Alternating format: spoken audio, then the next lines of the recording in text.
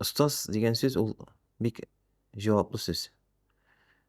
Беренчедән, аның җаваплылыгы шунда үзеңнең гыйлемең булырга тиеш, башкаларга бирерлек. Икенчедән, кешеләрне дөрес юлга юнәлтү дигән проблема да бар. Ягъни, син яхшы үзе өлкәңдә яхшы белгеч тә булырга мөмкинсең, ләкин кешеләрнең мөмкинлеген, яки анда күңел халәтен чамаламыйча икенче юнәлешкә борып җибәрергә мөмкин. Шуңа күрә остаз булу ул бигрәк тә әдәбиятта остаз булу ул бик авыр әйбер дип әйтер идем. Әлбәттә, остазлар кирәк, остазсыз да булмый. Чөнки, әгәр дә кеше үзлегеннән генә яза икән, беренчедән берничек тә үзең генә язып китә алмыйсың. Беренчедән, бала чакта кемдә булса укыйсың шул. Барыбыз да, Тукайның Шүрәлесен, Су анасын, туган телләрен укып үстек. Шуңа күрә инде ул безнең бала чагыбызда инде ниндидер бер остазлар формалаша. Без кемнәрнеңдер фикерен кабатлыйбыз, кемнеңдер фикерен үстерәбез дип әйтергә була. Шуңа күрә, әдәбиятка карата ниндидер бер мөнәсәбәт булсын өчен әлбәттә укырга кирәк. Укымаган килеш, ниндидер әлбәттә тыңлап та була инде әлбәттә. Укымаган, тыңламаган килеш үзеннән үзе иҗат итеп китеп булмый. Һәм шул вакытта, кеше камил рәвештә иҗат итәм дип уйласа да, кайчагында иҗади кризисларга килеп юлыга. Бигрәк тә яшь вакытта шул, әле ул вакытта фикерләр кайный, нәрсәләр фикерләр тупланып та бетмәгән була, кайсы бер, юнәлештә карашлар да билгеләнмәгән була кешенең. Шәхес буларак формалашып бетмәгән була. Ләкин шуңа да карамастан, кешенең иҗат итәсе килә һәм ул иҗат итеп дөрес эшли. Ләкин менә шул вакытта иҗади кризиска килеп эләгәсең, үзең бөтен нәрсәң бар, эчке егәрең дә бар, каләмең дә бар, әмма ләкин менә шушы фикерне туплап булмау сәбәпле, ниндидер кризиска биреләсең һәм кеше күңелсезләнеп бөтенләй шигърияттән яки анда прозадан күңеле кайтып туктарга да мөмкин. Әлбәттә, мин моны үземдә барысын да кичергән кеше, шуңа күрә аны белеп әйтәм дип уйлыйм. Шуңа күрә, һәрбер кешегә остаз кадерле. Шул ук вакытта, мәсәлән, беренче иҗат иткән вакытта аларны күтәреп алучы кешеләр, әлбәттә, алар күп очракта остазлар булып чыгалар һәм гомер буе остаз булып калалар.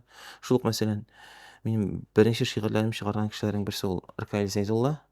Идел журналына ялгыш килеп кереп, шунда шигырьләремне тәкъдим итеп, мин дөресен әйткәндә, син шагыйрьдер инде дип, минем китабымны сорап алды Ркаил абый. Шигырьне бирдем дә инде, ул карап чыкты да, монда акыллы гына фикерләр бар икән дигән нәтиҗәгә килде. Бер шигыремне әле бик акыллы кыяфәттә укыды да, "Җиде" дигән шигырь иде ул. Дәфтәремдә җиде генә, чиста бит дип, менә шулай әкрен генә итеп укыды ул. Бу, минемчә, нәкъ шушы канат куючы кеше дә инде ул остаз. Шул вакытта дөрес юнәлешкә кертеп җибәрүче дә. Әгәр дә менә ул Ркаил абый булмаса, мин күбрәк графоманлык ягына үсәр идем мөгаен.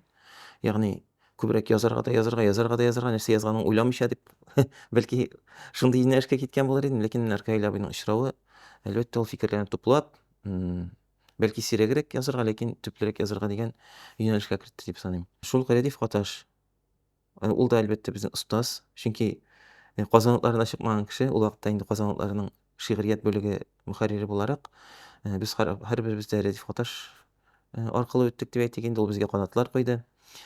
Ул бигрәк тә инде, ничек дип әйтик, бик күп шагыйрәләр шул юнәлештән үттеләр. Менә шул исәптән без дә, Фәнил Галәҗев тә, шул ук, Рүзәл Мөхәммәтшин дә, ул безне барыбер теге, гадәттә инде без аны кызлары гына ярата дип уйлый идек, ул безне дә ярата булып чыкты. Ничек дип әйтик инде, хөрмәт итә, якын итә шагыйрь буларак.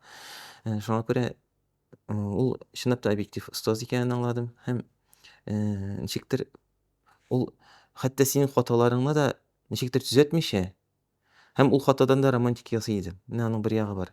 Мәсәлән, кемдә булса анда шигъриятен ала да, анда килеп җитмәгән төшенә калыпка кертә дә куя. Ул алай түгел, ул менә нәкъ сиңа шул калыпсыз җиреңә тагын бер-ике сүз өстәп куеп, мәсәлән, шаярып әйтәм инде. Шуның белән, икенче юнәлешкә җибәреп, тагын да кызыграк, тагын да романтиграк юнәлешкә җибәрә торган иде ул. Моның, әлбәттә, Рәиф абыйның үзенең иҗаты да моңа турыдан-туры бәйле, чөнки ул үзе дә, бик ирекле шигырь белән дә мавыккан кеше. Аның иҗаты да, ниндидер безнең бер яктан шәрык иҗаты кебек булса да, газәлләр язса да ул, шул вакытта анда европалык та бар. Европадан кергән ул вакыт өчен бигрәк тә яңалык булган, ирекле шигърият тә бар. Әлбәттә, ул ирекле шигърият безнең, иҗатыбызны, безнең татар әдәбиятын басып китмәгән, сүз дә юк. Ләкин ул, менә шушы калыплы татар шигъриятендә бик матур бер чәчәк булып үсеп утыра дип әйтер идем. Икенче төрле чәчәк булып, мәсәлән, ромашкалар янында бер роза кебек утыра. Менә шундай безнең Рәдиф абыебыз бар, Рәдиф Гаташ. Әлбәттә, Әллүки әдәби иҗат белешмәсе дә минем өчен бик зур йогынты ясаган оешма дип әйтер идем инде.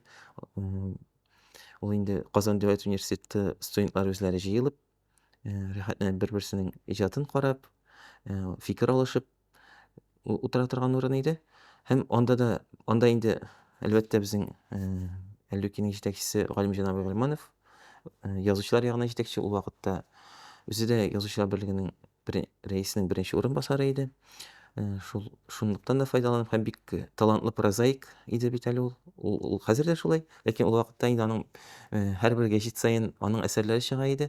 Шуңа күрә менә Галимҗан абый шушы, үзенең дә таланты белән безне сокландырып һәм шул вакытта безнең иҗатны, безнең талантны да күреп алу сәләте бар иде анда.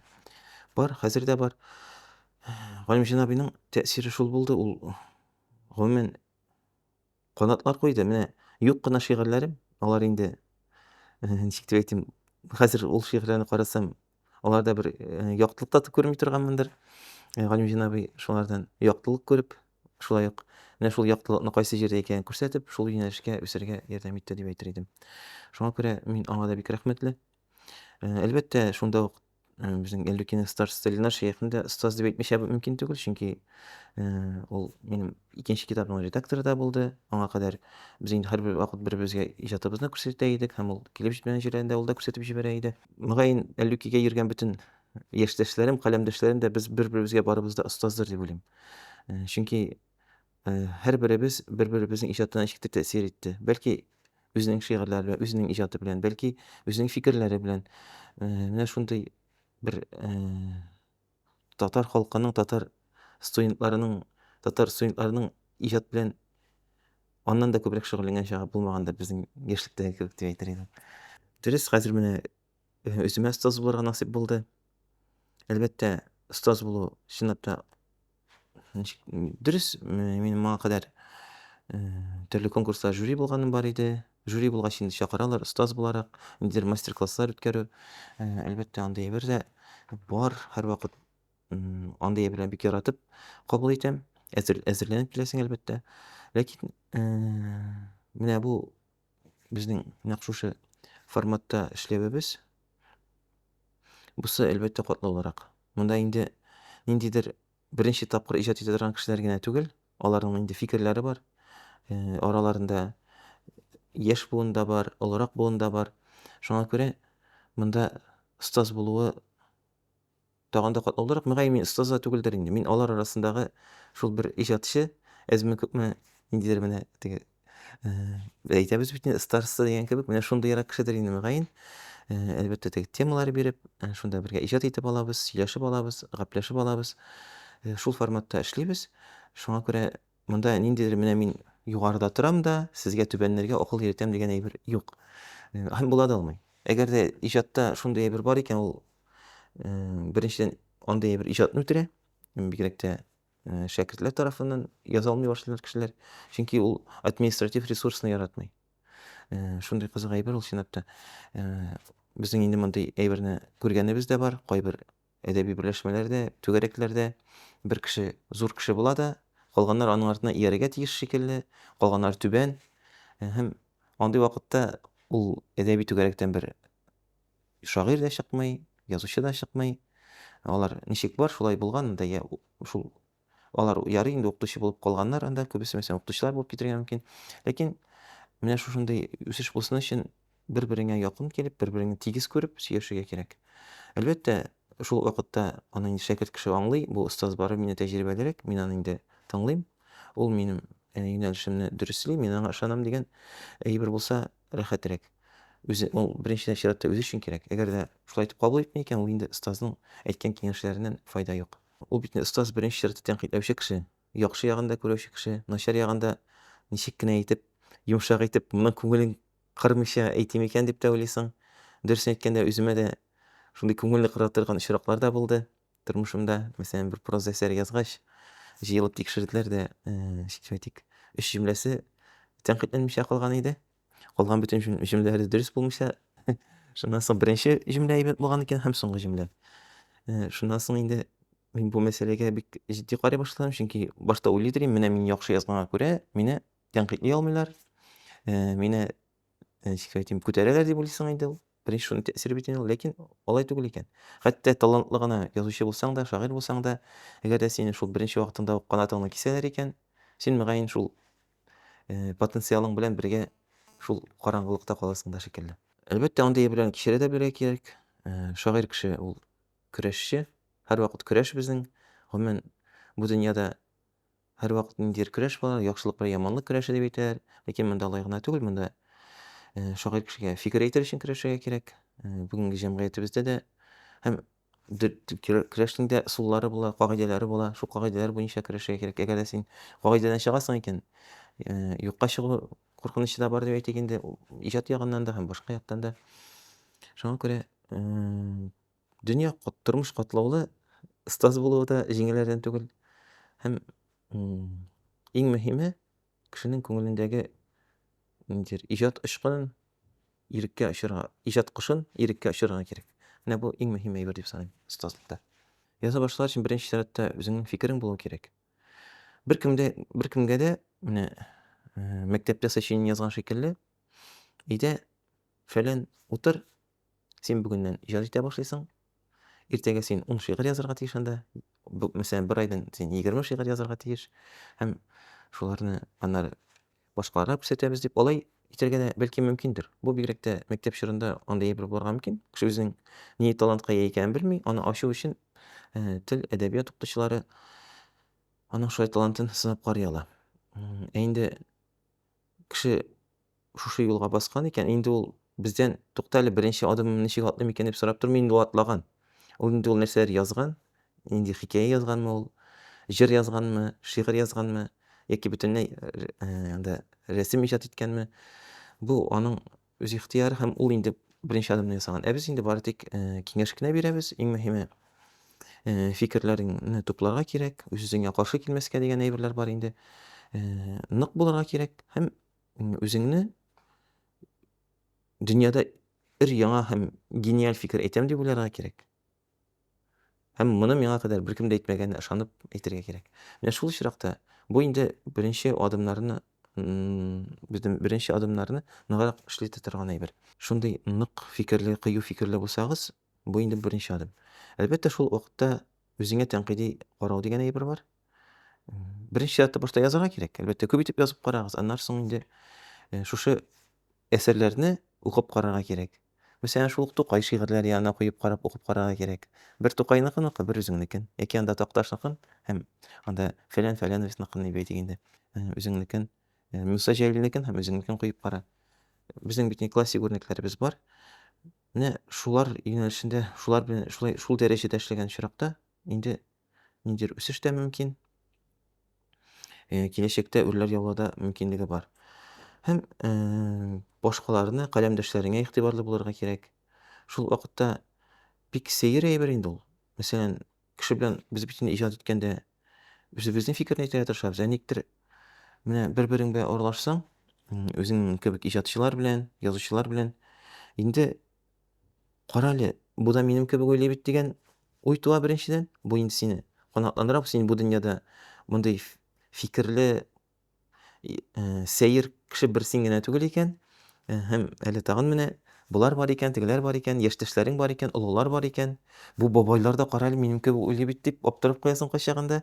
Бу Рият Харислар, бу Рәдиф Гаташлар бит инде укыйсың, карыйсың, алар бабай шикелле, укыйсың шигырьләрен, алар нәкъ безнең кебек яшь егетләр.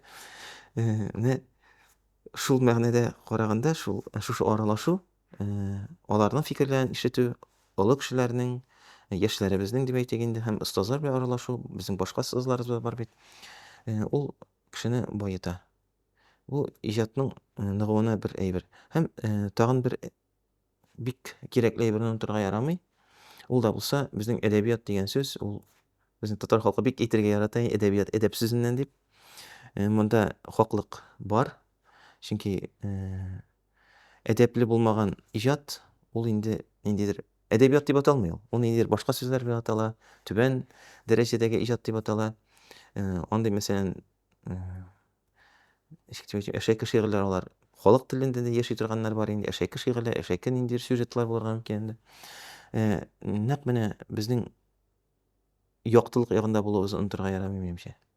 Чөнки караңгылык ягы, мәсәлән, теге шайтан вәсвәсәләре, нәрсәләр шуларга әгәр дә кеше чакыра икән, ул кеше үзе дә шушы юнәлешкә кереп китеп, мәсәлән, анда ишеткәнем бар кайбер кешеләр анда ниндидер ритуаллар эшләп, шайтанны чакырып, шундый хәтта үзебезнең классиклар турында да ишеткәнем бар, нәрсәләр эшләгәннәр турында. Ләкин, әгәр дә шул юнәлештә китәсең икән, аларның язмышлары аяныч тәмамланганын да беләм, андый шәхесләрнең. Әгәр дә шул юнәлешкә китәсең икән, инде аннан соң, ул юкка чыгуның бер юлы. Чөнки иблис дип әйтелгән шайтан ул безнең ачык дошманыбыз. Ул безне бары тик адәм баласын юкка чыгарырга гына тырыша. Үзенең түбән дәрәҗәсенә төшерергә тырыша дип әйтик. Менә шулай берне онытмасак иде. Шуңа күрә әгәр дә шигъриятегездә яки анда, әдәби әсәрегездә прозада булсын ул, роман булсын, повесть булсын, ниндидер бер бозыклыкны аклау бар икән, ул беренчедән алай килеп тә чыкмый, аны алай язып та булмыйдыр. Икенчедән, хәтта ул алай килеп чыкса да, ул әсәр үлемгә хөкем ителгәннең берсе була. Һәм нәрсәсе кызык, менә хәтта безгә моны имамнар да, имам-хатиблар да җомга вәгазьләрендә сөйләгәннәре бар. Ни өчен анда мәсәлән Пушкинның шигырьләре яши? Ни өчен анда Тукайның шигырьләре бүген дә яши? Аның сәбәбе дип әйтә, безнең дин белгечләребез дип әйтик, алар, Аллаһ Тәгаләне искә алганнар икән. Иҗатларында әгәр Аллаһ Тәгалә булса, шундый бер, хикмәт бар. Мин монда әйтмим, дин турында гына язарга кирәк дип. Мин монда әйтмим, дөрес аңлагыз, миңа бик тә ошамый акыл өйрәтү мәсәлән. Мин үзем мәсәлән аңлыйм, вәгазь сөйләгәндә бәлки имамнарга килешәдер ул акыл өйрәтә торган шигырьләр язып, шуның белән сөйләү. Ләкин алай да килешми. Чөнки беребез дә акыл өйрәткәнне яратмыйбыз. Аны акылны өйрәтергә кирәк хикмәт белән. Шул вакытта мәсәлән шигъриятдә дә. Менә шушы әйберне онытмасак иде. Һәм әгәр дә шушы Аллаһ Тәгалә сүзе була икән иҗатыгызда яки анда изгелеккә чакыру, ул сезнең иҗатыгызны әкренләп мәңгелеккә алып барачак. Чөнки Аллаһ Тәгалә мәңгелек һәм сезнең иҗатыгызда шушы, шул юнәлештә үлмәс дигән өмет бар. Мәсәлән, Пушкинның анда "Подражание Корану" дигән шигырьләре бар бит инде. Тукайның, "Таян Аллага" дигән шигыре бар һәм башка "Мигъраҗ" дигән шигырьләре бар. Гомумән, һәм анда Тукайның да фикере кызыклы. Тукайга әйткәннәр бер заман, менә сез, дин турында язасыз, нигә дин турында язасыз дип тә сорау биргәннәр. Һәм Тукай әйткән, дөньяда бер генә шагыйрь да, язучы да динсез түгел дигән. Менә мин дә мөселман кешесе буларак, татар кешесе буларак, мөселман кешесе буларак бу мәсьәләдә, шулай дингә туры китереп язуны табигый дип күрәм дип әйткән ул. Һәм бу һәр кеше өчен табигый. Мин дә аның цитатасын төгәл китерә алмыйм, ләкин мәгънәви яктан менә, шундыйрак фикерен укыганым да бар. Һәм Тукай безнең чынлап та үрнәк күбебез өчен. Аның, безнең остазыбыз дип әйтергә дә була Тукайны да. Чөнки, әлбәттә, Пушкинда, мәсәлән, русларда Пушкин дип әйтәбез бит инде, ләкин Тукай икенче төрле кеше. Беренчедән, ул авырлык күреп үскән. Пушкин инде, беләсез, байлар баласы дип әйтик, алар дуэльләргә атышып йөргәннәр. Тукайның дуэльләрдә йөрергә вакыты да булмаган, мөмкинлеге дә булмаган дип әйтик. Ул беренче чиратта, шул авыр язмыш кичергән, аннан соң шушы авыр язмыштан да бәреп чыга алган. Ягъни бу инде кешенең характерын күрсәтә, холкын күрсәтә, булмышын күрсәтә дип әйтик. Аннан соң, ул һәрвакыт безнең хәтта татар телендә дә шундый гыйбарә бар, туры Тукай дигән сүз бар. Ул әлбәттә Габдулла Тукайның, йогынтысы белән әйтелгән әйтем дип уйлыйм мин аны. Чөнки ул һәрвакыт турысын бәреп әйткән. Әлбәттә, монда ниндидер дипломат та булырга кирәктер инде, һәрвакыт болай турысын да әйтергә ярамыйдыр. Ләкин Тукай ул безнең шагыйрьләр өчен үрнәк бер шәхес булган. Шәхес буларак та. Мин инде шигърият турында әйтмим монда. Шуңа күрә, әгәр дә без үзебезне бүген Тукай кебек тотабыз икән, Тукай кебек яшибез икән, безнең иҗатыбыз да Тукай шикелле гөрләп торачак. Инде ак шигырьгә, ирекле шигырьгә килгәндә, булар һәрбер шагыйрьнең иҗатында мин булырга тиеш дип саныйм. Мин шагыйрьләр турында сөйлим инде. Монда прозада андыйлар юк бугай ул. Ак шигырьдә булырга тиеш. Булырга тиеш дип әйтим инде, бу үзеңне сынап карарга кирәк. Ак шигырьдә язарга кирәк. Ак шигырь дигәч инде ул аңлатып үтәм сезгә, рифмасыз шигырь була, ләкин Менә рифмасыз язуның тагын бер хикмәте бар. Әгәр дә ниндидер бер югары дәрәҗәне тотмыйсың икән, ул рифмасыз шигырьнең шигырьлеге югалачак. Шуңа күрә аның һәрбер сүзе тәмле булырга тиеш. Югары дәрәҗәдә, югары зәвык белән иҗат. Ирекле шигырьгә дә шул ук кагыла. Анда да әгәр дә синең, кинәт-кинәт, кисәк-кисәк рифмаларың яңгырамый икән, булай ул гади сүзгә ниндидер бер прозага әйләнеп калуы бар. Шуңа күрә аның ниндидер эчке ритмын тоярга кирәк. Һәм шул вакытта, фикерләрең дә лаеклы булырга тиеш. Минем бу турыда әйткәнем дә бар инде. Ни хикмәт, менә шулай ирекле шигырь белән дә мавыккан булды. Һәм ул ирекле шигырьне калыпка салып караган идем, ул үземә тагын да күбрәк ошады.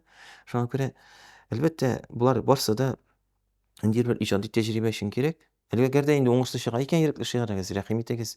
Әгәр дә анда ак шигырегез уңышлы чыга икән, рәхим итегез. Әдәбият мәйданы сезнеке, халык сезне кабул итәр. Үзегезнең укучыларыгыз, үзегезнең тыңлаучыларыгыз булачак. Һәм, тагын бер сүзне онытканмын, ул да булса тел мәсьәләсе. Әгәр дә кешенең, ничек дип әйтик, менә мин еш кына конкурсларда да, иҗатларын да, кешеләрнең, өйрәнчек иҗатларын да күрәм дип әйтик. Шуңа күрә, кайбер җегетләр, бигрәк тә җегетләргә хас бу, безнең татар халкында, шундый батыр, көчле җегетләр бар. Алар үзләренең фикерләрен калыпка гына сыйдыра алмыйча әйтәләр, ләкин җөмләләре татарча түгел. Аннары менә бу турыда Газинур Моратның бик матур шигыре бар. Спай шома егетләргә дөньяда шөгыль күптер, ә бу әдип бар язганы чыктым аркылы күпер. Менә чыктым аркылы күпер булмасын иде инде. Чөнки без ирекле шигырь дип, яза алабыз да, аннан соң безне аңламыйлар диләр. Ни өчен? Чөнки аларның телләре татарча түгел, ничектер урыс теленнән калькалаштырылган тел булып кала күп очракта. Шул вакытта мәсәлән фигыльләрне дөрес терләндермиләр, күп очракта урысча уйлыйлар да, шуны нәкъ шулай иттереп, язып куялар, ләкин ул татарча ул гыйбарә бер нәрсә аңлатмаска мөмкин. Ул гыйбарәнең мәгънәсе юк. Шул чыктым аркылы күпер булып кала инде. Бу мәсьәләне дә онытмаска кирәк. Шуңа күрә тел ул безнең иң мөһим әйбер. Инде телең матур булсын өчен, телең, табигый булсын өчен, моның өчен күп укырга кирәк. Ул да булса безнең классикларыбыз, бигрәк тә Әмир Хәнинекен укырга кирәк. Иң матур телле язучыдыр ул безнең татар халкында. Хәтта менә бүгенге көндә Зөлфәт Хәким бик тәмле яза. Аның җырларына игътибар итегез. Моңа үзем игътибар да итми идем. Минем хатыным рус теле укытучысы. Алия бер заман бер җырын тыңлыйбыз да, кара ди, моның бер генә сүздә кире кабатланмый бит ди. Һәрбер сүзен шундук синонимнарда кулланган. Шул вакытта, шул ук фикерен дә әйтә алган, матур итеп тә җиткергән. Һәм кабатланмый да бер сүздә. Ялгыш бер сүзне кабатласын. Менә шундый талантлы шәхесләребез бар безнең татар халкында да. Әлбәттә, бу әйберләр бик күп, безнең классик әдипләребезгә хас. Алар барсы да диярлек безнең инде классик бит шул аралап алынган дигән сүз. Ул бүгенге көндә әгәр дә без аны үрнәк итеп күрсәтәбез икән, мәсәлән, шул Фатих Хөснейне, мәсәлән, Мәгъсүм Хуҗин, аларның иҗатлары нәкъ менә тел ягыннан искиткеч дәрәҗәдә матур. Һәм шул тел кайчагында сюжетны да алыштырырга мөмкин дип әйтергә була. Әлбәттә, әдәбият ул сюжет таләп итә, бигрәк тә проза әсәрләре. Ләкин әгәр дә теле матур икән, кешене тыңлап утырасы килә. Бер юлы шулай ук бер, танышым сөйләгән иде. Рабит Батулланы үзем өчен ачтым дип, аны тыңлап утырам. Нәрсә сөйләгәнен дә хәтерләмим, ләкин ярты төн үтеп киткән, мин йокламыйча һаман аны тыңлап ятканмын икән дигән иде. Шуңа күрә матур телнең үзенең бер сихри ягы бар. Нәкъ менә телегезгә игътибар итсәгез иде, әгәр телегез матур булса, ул чиракта инде әдәбият та булачак. Инде шигырьгә килгәндә, шигырь инде ул бик таләпчән жанр. Бер яктан, әгәр дә аны бер туеп алсаң, ул минемчә ялкаулар иҗаты ул. Ялкау дип саныйм мин шагыйрь кешене. Моны кемнәрдә килешмидер. Мин шулай дип уйлыйм. Чөнки, шигырь язар өчен каядыр 15-20 минут вакыт кирәк бер шигырь язар өчен. Шуны язасың да, кеше алдында укыйсың да, әллә кем булып йөрисең инде. Менә бусы инде шаярыбрак әйтәм, әлбәттә. Алай җиңел генә дә түгел. Ләкин, шул ягы бар.